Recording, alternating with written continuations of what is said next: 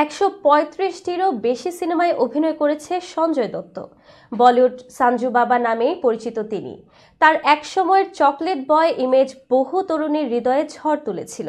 এমনকি নারীদের কাছে সঞ্জু বাবার ক্রেজ এমন ছিল যে এক নারী ভক্ত নিজের মৃত্যুর সময় ৭২ কোটি টাকার সম্পত্তি লিখে দিয়ে যান তার নামে।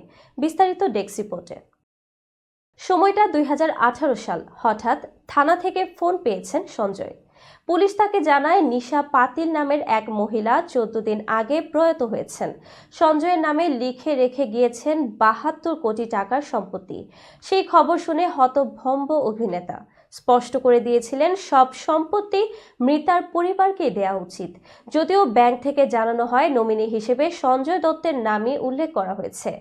তার পালি হিলের বাসভবনও ব্যাংক ডিটেলসে রয়েছে।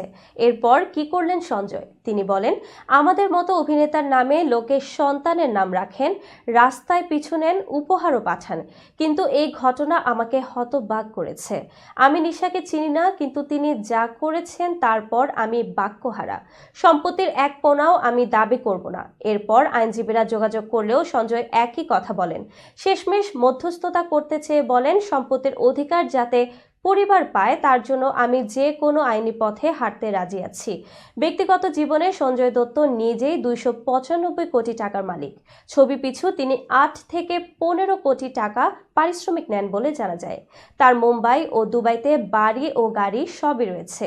একটি হুইস্কি ব্র্যান্ডের মালিক তিনি, আবার এক ক্রিকেট দলেরও সহ মালিক। রয়েছে আরও একাধিক ব্যবসা।